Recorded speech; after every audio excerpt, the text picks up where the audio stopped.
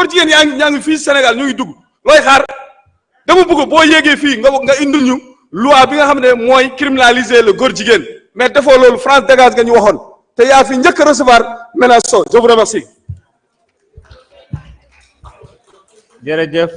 honorable Barham Fofana. Honorable député Ismaïla Diallo. Tafsir Thioye se prépare.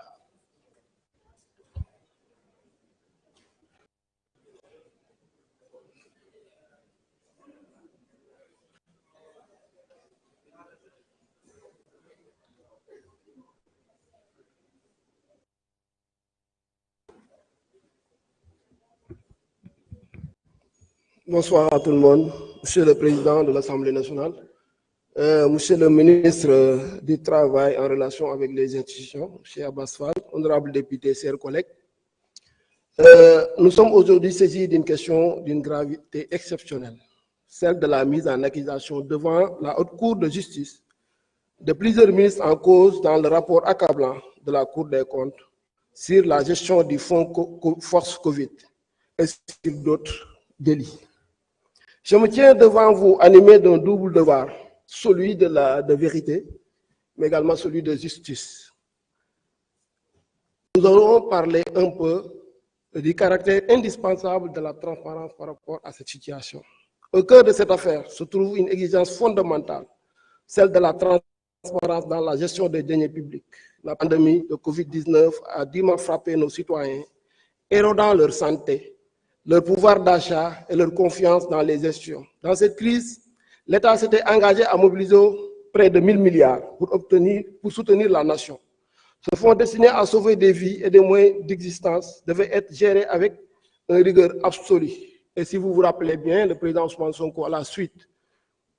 de son audience avec le président Macky Sall, avait bien alerté sur la gestion de ces fonds. Mais qu'avons-nous constaté? Des surfacturations massives, notamment de près de 6 milliards. Ce n'est pas 2 milliards, c'est bien 6 milliards de francs CFA. Des dépenses totalement déconnectées de l'urgence sanitaire, des frais de réception, des achats de matériel qui n'avaient rien à voir avec la pandémie, des paiements en espèces en violation flagrante des règles de traçabilité, des manquements graves aux obligations de réduction des comptes. Ces faits établis par l'organe suprême de contrôle des finances publiques ne sont ni des insinuations, ni des approximations, ce sont des constats formalisés dans un rapport officiel. Maintenant, parlons un peu de la responsabilité juridique et politique des ministres. Notre Constitution, notamment à son article 101, prévoit la mise en accusation des membres du gouvernement devant la Haute Cour de justice pour des faits qualifiés de crimes ou délits commis dans l'exercice de leurs fonctions. La jurisprudence et les standards internationaux nous rappellent que l'impunité est l'antichambre de la récidive. Nous ne jugeons pas ici seulement des erreurs administratives, mais il s'agit d'actes susceptibles d'être qualifiés pénalement, détournement de deniers publics, corruption passive et favoritisme, complicité. Laisser ces faits sans suite judiciaire reviendrait à dire que certains citoyens, du fait de leur statut, sont au-dessus des lois. Cela serait une dénaturation grave du principe fondamental de l'égalité de la loi garanti par notre Constitution. Et cela nous rappelle un devoir moral envers les Sénégalais. Honorables collègues, nous devons également entendre le cri silencieux de nos compatriotes qui ont souffert et continuent de souffrir. Des familles entières plongées dans la précarité attendaient ce soutien vital pendant la crise. Chaque franc détourné ou gaspillé est une trahison de cette confiance. En mettant en accusation ces ministres, nous ne cherchons ni la vengeance, ni la politisation de la justice, nous défendons la probité. Nous restaurons la dignité des institutions, nous affirmons notre engagement à construire un Sénégal nouveau où la réduction des comptes n'est plus une option mais une obligation. Un signal fort, et le président Bassirou Diomaye l'avait rappelé tout récemment en disant que, à qui veut l'entendre, nous devons être irréprochables. Si nous sommes pris à défaut dans le cadre de la gouvernance, le peuple sera déchanté et nous ne pourrons plus les mobiliser. Il disait également en ces termes, si l'un d'entre nous, en toute responsabilité et en toute connaissance de cause, décide dans l'intimité de son bureau de transgresser, il ne pourra entraîner personne dans une solidarité gouvernementale. mbokk yi situation bi mu ngi nii comme ni ma ko waxee léegi man fii laa toogoon fii laa taxawoon keroog ba rapport bi génnee ma yëkkati samay loxo ci kaw ne yàlla nañu yàlla ma àtteeg le président Macky Sall fii laa ko waxee woon yàlla àtte nañu ak le président Macky Sall kon bu ñu naan kooku dañ koo ñaanal day may fàttali ki woykat bi lu mu doon waxal ma sàcc wax leen am na koo xam ne yàlla def na ko ponkal parce que kooku day joxoñ sénégalais yi di ko falal kooku la sénégalais yi ñaanal kooku la sénégalais yi déglu ba ñu yegg si fii tey sur la transparence ba yàlla indi li mu indi nii tey parce que lii mënoon nañ ko def bu yàgg te defuñu ko am na ñuy fàttali la situation man may mën a busoo dama lay dollil cas contact yi da nga koo fàtte ak cas importé yi dolli ko ci liste bi nga xam ne da nga ko ci war a dolli nous avons été toujours constantes ici au niveau de l'Assemblée nationale kooku il faudra que nit ñi mun ko rappeler bu baax a baax a baax sànq maa ngi gis muy ingratiner sama benn collègue député naan ko kaay fàttali ñu moom ñaata résolution la bind lors de la 14e législature ngeen sànni ko ci tiroir yi alors que y avait une possibilité ngeen ñëw ngeen génnee ko ngeen def ni ñuy def ñun mooy li résolution bu ñu indi fii au niveau de l'Assemblée nationale ñu mun ko teg sur la table ñu xool ko pour njëriñu askan bi donc il a toujours porté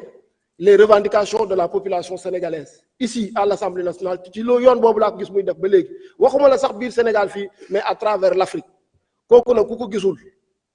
da ngaa nekk koo xam ne dafa am lu nekk sa xol ba tey gis naa ne nag da ngeen a bañ a dem dinaa leen booleeg Ambe Ndiaye pour ngeen dem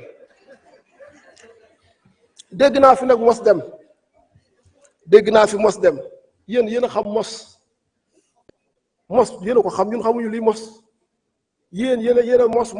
ba sénégalais yi xamuñ ci lu ñu dund ñun nag sénégalais yi la ñuy mosal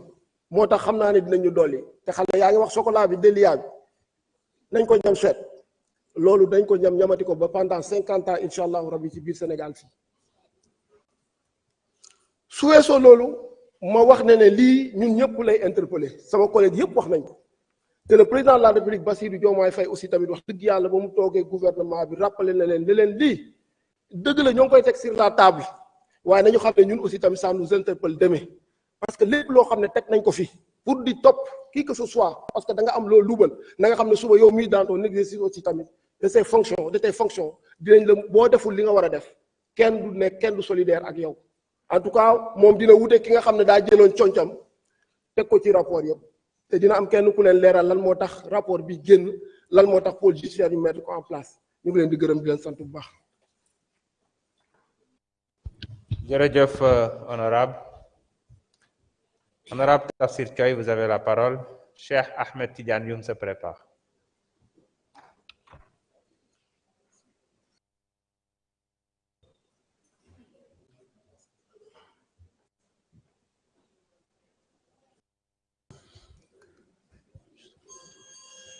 Je vous remercie, Monsieur le Président.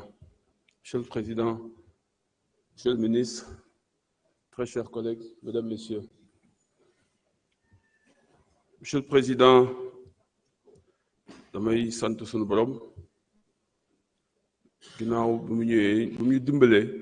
ñu mën a fekkewaat jotaay bi tey li ñu fi waxtaane muy affaire haute cour de justice. Haute cour de justice dafa nekk cour boo xamante ni dafa am solo c'est vrai privilège de juridiction la parce que bokk la yeneen cour yi cour bi dañ fiy juger ñi nga xam ne dañ leen dénkoon ay responsabilités gouvernementales muy président de la République wala nga nekkoon membre du gouvernement loolu ay responsabilités politiques la ay décisions politiques ñoo fay génn contexte dafay lal décision environnement dafay lal décision essence bi ngay nekk pour jël décision yi kële ku nekkul wala ku ko mësul def mën na ko bañ a xam moo tax c'est pas pour rien qu'on a pris les députés pour que ñu nekk ci haute cour boobu pour juger ñi nga xamante ni dañ doon jël ay décisions d'orientation et de l'argent que les députés leur donnaient. C'est le peuple qui a donné de l'argent à ses ministres. C'est le peuple qui donnait des orientations. Et c'est ce peuple-là qui va encore juger ses ministres. Privilège la parce que ñi leen di diriger ñi leen di juger dañ leen fal bu ay député lenn rek lay ñaan mooy sunu collègues yi nekk ci haute cour de justice bi foo ngeen ñu objectif foo ñu am sagesse xikma sunu borom bi mu nattoo Daawuda yonent Yàlla Daawuda daf ko waxoon na nga jugé fahkum bayna naasi bil haqq waaye wala tattabi'ul hawa fa yudilluka an sabilillah na nga àtte nit ñi mais na nga ko teg ci dëgg te bul topp passion parce que passion daf lay sànq kon nañu moytu passion nañu dépassionné temps yi ñu génn at yi ñu génn li fi xew ci sunu justice dafa metti rude épreuve dañ leen accusé juge yi que yéen ñi objectifu leen yéen da ngeen bon yéen lii lu ne wax nañ leen ko tey nag nous avons l'occasion nous en tant que